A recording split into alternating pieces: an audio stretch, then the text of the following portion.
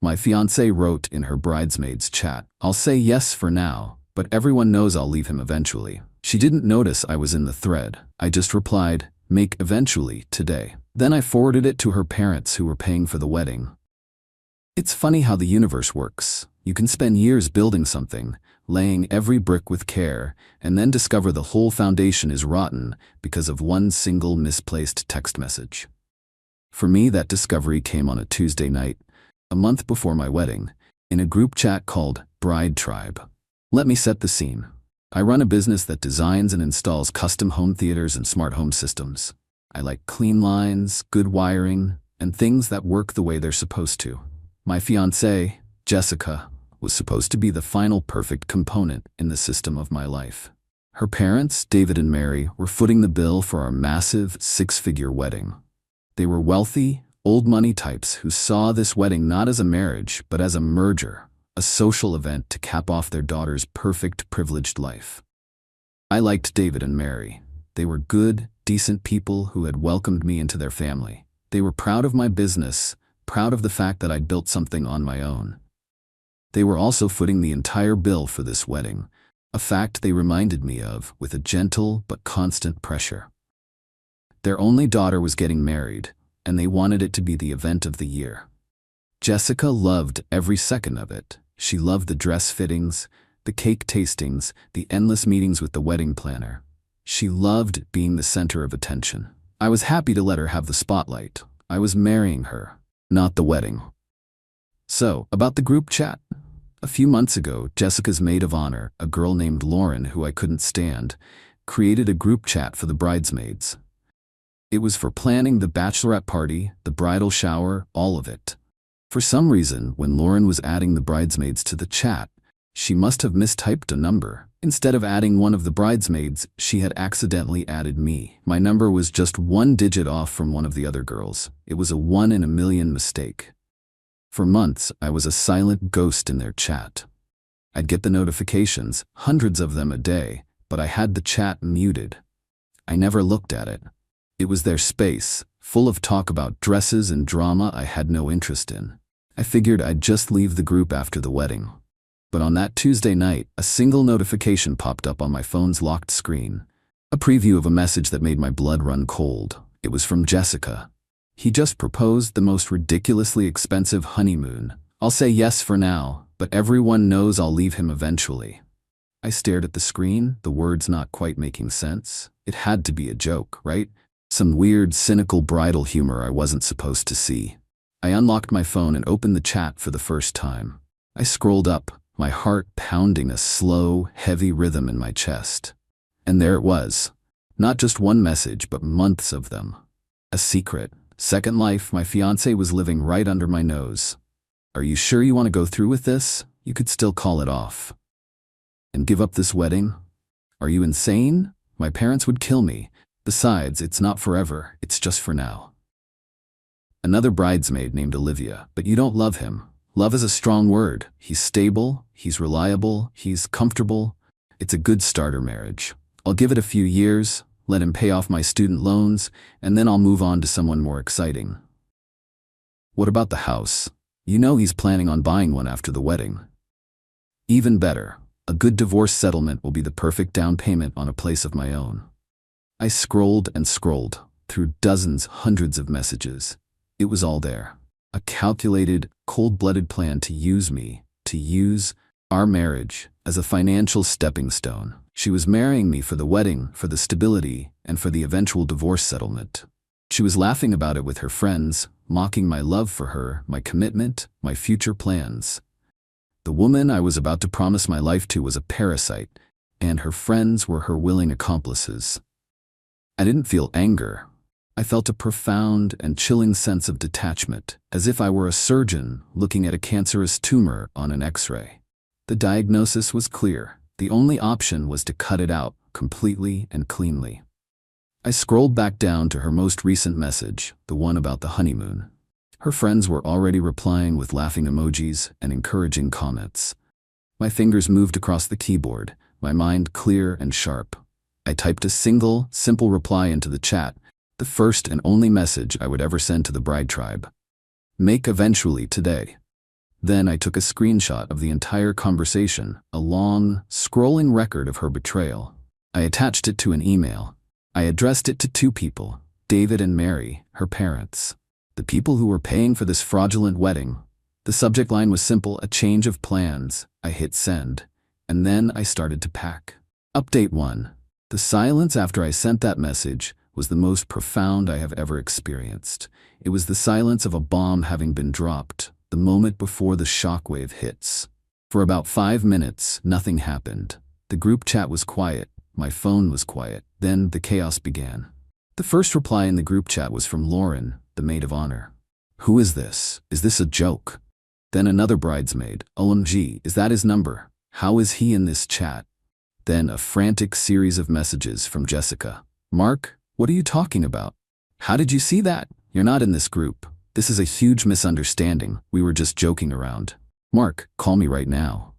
My phone started ringing. It was her. I let it go to voicemail. It rang again and again and again. While it was ringing, I got a new notification, an email reply from her father, David. It was one word: unacceptable. A minute later, my phone rang again. This time it was David. I answered. His voice was low and tight, like a wire stretched to its breaking point. "I'm looking at an email from you, Mark," he said. "Tell me this isn't real." "I'm afraid it is, David," I said, my voice calm. I was accidentally added to their group chat months ago. I never looked at it until tonight. What you're reading is just a small sample. There was a long pause on the other end of the line. I could hear a woman's voice in the background, muffled and distraught. It was Mary. "I'm on my way over," David said and hung up. While I waited for him, I continued my work. I went through our apartment, a place I had moved into a year ago, but which was leased in both our names, and I started to pack my things, not hers, mine, my clothes, my books, my work equipment. I was a surgeon, excising myself from a diseased body. Jessica was still calling, her calls now interspersed with frantic, pleading texts. "Please, baby, just talk to me. It's not what it looks like. I love you. You know I love you. My friends are terrible. They were just egging me on. I didn't mean any of it." The lies were so desperate, so transparent. It was almost pathetic. She wasn't sorry for what she had done. She was just terrified of the consequences. David arrived 20 minutes later. He looked like he had aged 10 years since I had last seen him. He walked into the apartment, looked at the half-packed boxes, and just shook his head. "I've already spoken to the wedding planner," he said, his voice heavy. "We're canceling everything. We'll lose the deposits, but I don't care. I will not pay for a fraud." We sat in silence for a few minutes. "I'm sorry, Mark," he finally said. "I had no idea. We raised her to be better than this." "I thought she was," I said. He told me he had called Jessica and told her to be at their house in an hour for a family meeting. He asked me if I would come. He said he understood if I didn't want to, but that he felt I deserved to be there, to face her with them. I agreed. The drive to their house was surreal. Jessica was still sending me a constant stream of texts, each one more desperate than the last. She was now blaming Lauren, claiming her friend had stolen her phone and sent the messages as a cruel prank. When I walked into their house, the scene was tense and quiet. Jessica was sitting on the couch, her face pale and tear-stained. Mary was on the other side of the room, her expression a mask of cold, controlled fury. Lauren, the maid of honor, was there too, apparently summoned to answer for her part in the deception. Jessica jumped up when she saw me. "Mark, thank God, tell them this is all a misunderstanding." I didn't even look at her. I looked at David. He was holding a printout of the email I had sent him, the screenshots of the chat laid out like evidence in a courtroom. "Jessica," David said, his voice booming through the silent house. "I have 2 questions for you. Did you write these messages? And do you love this man?" She looked at me, then at her father, her eyes darting around like a cornered animal. We were just joking," she stammered. "It was just girl talk." "That is not what I asked," David's voice dropping to a dangerous whisper. "Did you write these messages?" She finally broke. A sob escaped her lips. "Yes," she whispered. "And do you love him?" She just stood there, silent, the tears streaming down her face. The silence was her answer. Mary, who had been quiet until now, finally spoke, her voice shaking with rage. "Get out," she said, looking at Lauren. "Get out of my house. "And you," she said, turning to Jessica, "pack a bag. You are no longer welcome here. You have humiliated this family in a way I never thought possible." Update 2. The explosion I had set off was not a single contained blast. It was a cluster bomb, sending shrapnel flying in every direction, tearing through the carefully curated world of my ex-fiancée and her family. The scene at her parents' house was just the beginning. After Mary kicked her out, Jessica had a full-blown meltdown. She refused to leave, screaming that it was her home, that they couldn't do this to her. It was Lauren, the now ex-maid of honor, who finally managed to get her out of the house. The wedding, of course, was canceled. But David and Mary did something I never expected. The following day, they sent out an email to every single person on the guest list. It was a formal, brutally honest announcement. "It is with the deepest regret that we announce the cancellation of the wedding between our daughter, Jessica, and Mark. This decision has been made due to the discovery of a profound and unforgivable betrayal on our daughter's part. We apologize for any inconvenience this may cause. We also wish to extend our deepest, most sincere apologies to Mark, a man who has shown our family nothing but kindness and respect, and who deserved so much better than the deceit he was shown." They didn't just cancel the wedding, they publicly disowned their daughter's actions and exonerated me completely. They chose integrity over saving face. It was an act of character I never would have expected, and it cemented my respect for them, even as I was extricating myself from their family. The financial fallout was swift. David was true to his word. He and his lawyers went through every vendor contract with a fine-tooth comb. They managed to recoup some of the deposits, but the losses were still substantial. As for me, I was in the clear. I hadn't spent a dime on the wedding itself. The apartment, however, was another matter. The lease was in both our names. I had no intention of living there, a place now tainted with the memory of her lies.